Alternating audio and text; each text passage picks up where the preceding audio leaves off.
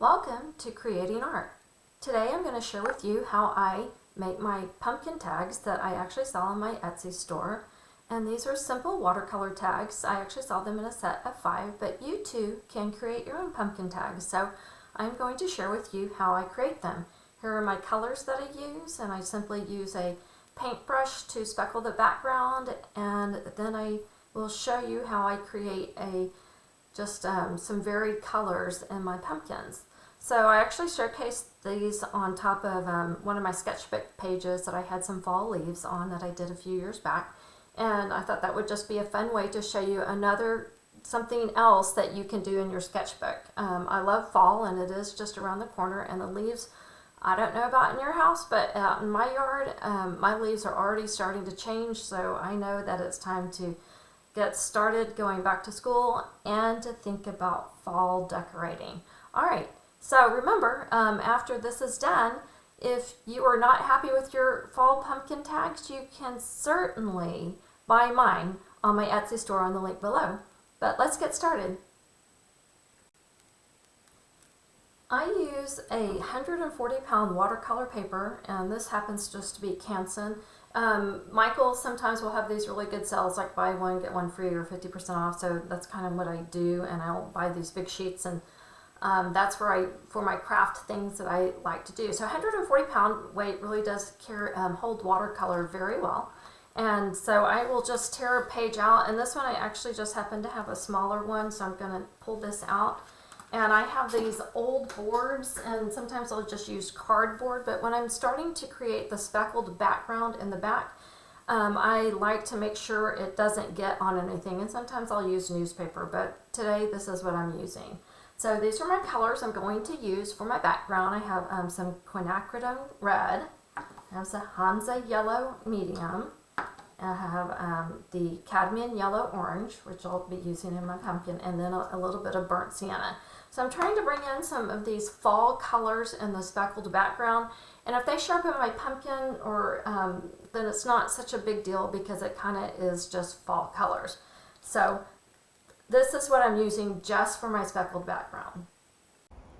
Alright, here I'm getting my watercolor paper ready to splatter, and so I'm using my paintbrush to create my paint, and then I'm going to use an old toothbrush that I use for splatter painting. And as I begin, I always start with the lightest color first, moving to the darkest color. And if you get a big paint spot, like water blob like I did on that, don't worry about it. I'll show you how to take care of it in my next clip. All right, enjoy splatter painting.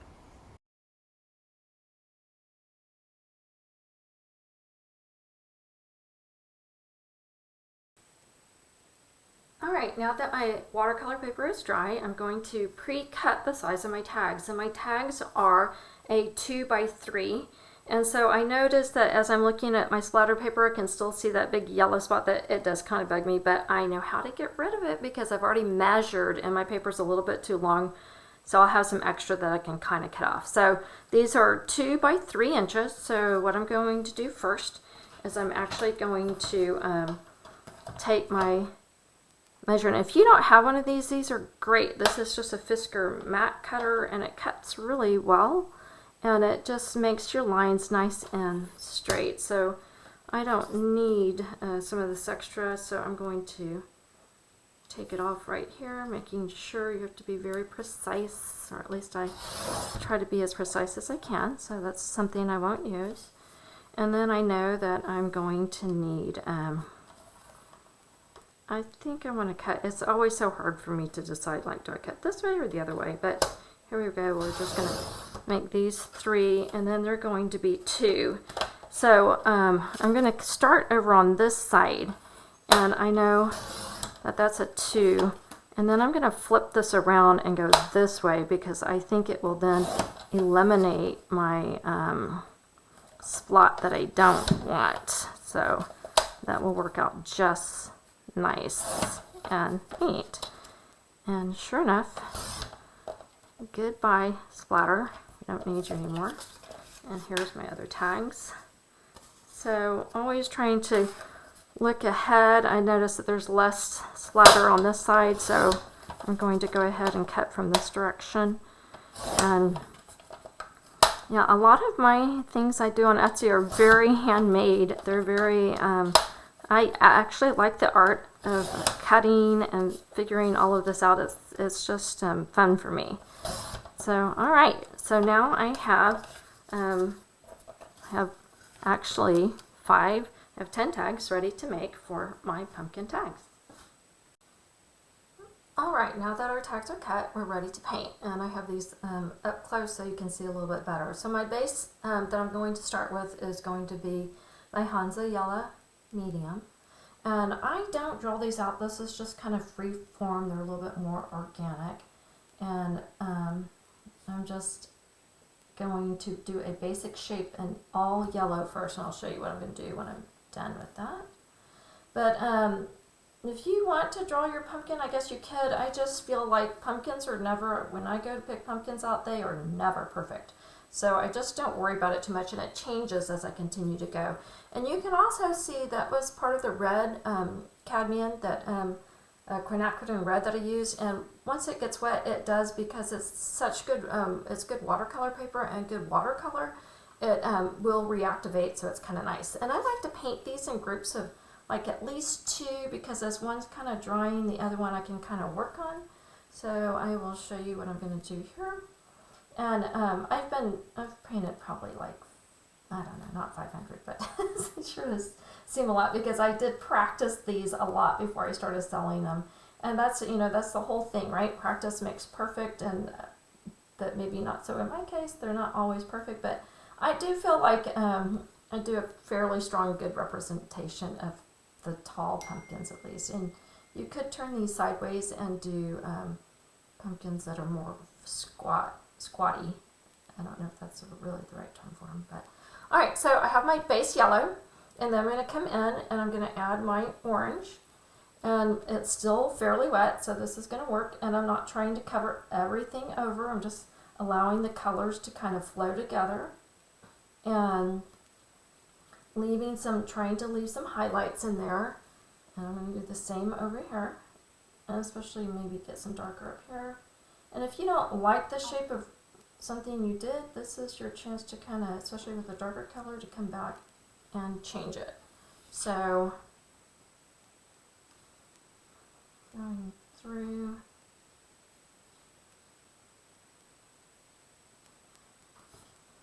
And so I always have one side that I'm going to tend to put like in a shadow. So here we go. Alright, so now I have my yellow and orange, and now it's time to come in and add my cadmium, my quinacridone red. And this mixed with the orange, it creates a nice dark shadow, like there's some depth into my pumpkin. And so I put it on the bottom and on one side. And then I kind of do a few lines as a suggestion.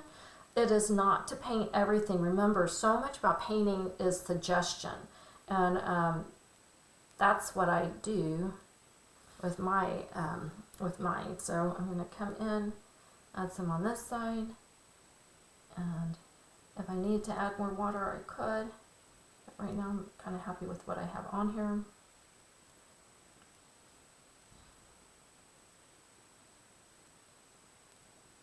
And so I don't like it when it kind of does that, so I'm going to come in, and sometimes up at the top I kind of like to do a little bit darker, because that's where the stem is going to be coming through. So just to feel like it's got some depth, like going down in there, I'm going to create some depth in there. Alright, so I'm going to set these off to dry, and see, I don't really like the bottom of that, so I can come in and smooth that out right now, just a little, right? It's fine. And it's okay if it's not exactly smooth. These are watercolor, they're hand painted, they're supposed to be organic, and it's supposed to be fun. And they're all going to be different. All of my pumpkins, I say that on my site, they're all different because they are individually hand painted. So here's some that I had done earlier, and they're fairly dry. So I'm going to come back in, and this one I can tell needs a little bit more lines, and maybe add some more curvature to it to make it look better. And if I don't want it to be that like stiff, I can always come in and smooth out one side of it. Is a good way to make, you always need a hard edge, soft edge in watercolor. Kind of helps with the making it look good.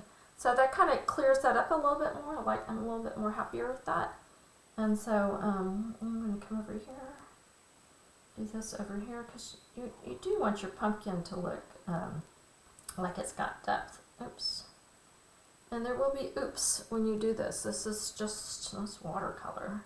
And that's why when you do watercolor, I will tell you, the better painter, the better paint paper, and the better brush always makes for a better end product. Alright, so now I have my basic watercolor, and I'm going to show you how, I'm going to let these dry a bit, and then I'm going to show you how I finish them off.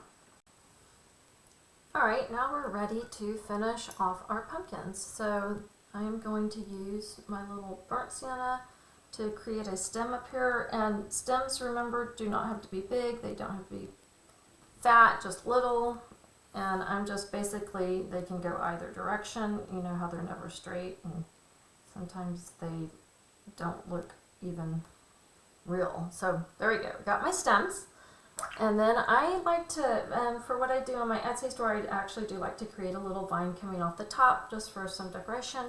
So I'm using, you see I switched to a smaller brush size. So this is a size 2. I was using a 7 to paint my pumpkins with. So as I come across, I'm just kind of barely attaching it, and I'm just kind of doing a curly Q over the side and kind of just bringing some life up here to the top. Doesn't have to be perfect. There we go. That may have been a little bit too straight, but that's okay. And then I'm going to paint my leaf. So I did use, for my stem color up there, I used some quinacridone gold. I really like the color of that. And my leaf is a fall leaf, and I just kind of do a 3 stemmer, or not, sometimes not even that. It is, remember, for me at least, it's a suggestion of a leaf that was once there. So I'm going to add just a bit of green, not much. And it's more like a fall leaf that is, obviously, it's, you know, dried up. And sometimes they look good and sometimes they don't. And I just do the best I can. And I try not to make it look, that doesn't look so organic because it's going down. But so I'll bring it kind of to the side like that. Let's see if I can't do a better job on this. So even on what I do, it's like it's not, nothing is ever perfect, and that's, you know, well, I mean, you can make it perfect, but I'm not. And I actually kind of like the color. I'm going to pick up some of that with my paint, and then add some green in there. And it will dry pretty faint, so that's fine if it's not exactly as leafish as I want it to be. So, and sometimes I'll put in 2 or 3 leaves. So I'm not quite done. I'm almost done though. I'm ready to go in and add my shadow, and I love to use this purple. It is my dioxazine purple, and then for my little green that I added in, that's my purple, and then I added actually sap green, a little bit of sap green to my leaves, not much though. Alright, so remember my shadows over here on the side, so I'm simply going to add, and when you're painting shadows, remember the color just needs to be consistent, because shadows are not, they're usually just one color. So shadows are fun to paint, and it kind of just grounds your pumpkin. Does not have to be perfect. I'm just bringing mine to the end over here, and I can tell I already need some more paint in here because it's not, I may have used too much water. There we go. Let's try this second one right here. I can see that I used too much water. That's okay though. You can always go back and go back over it one more time.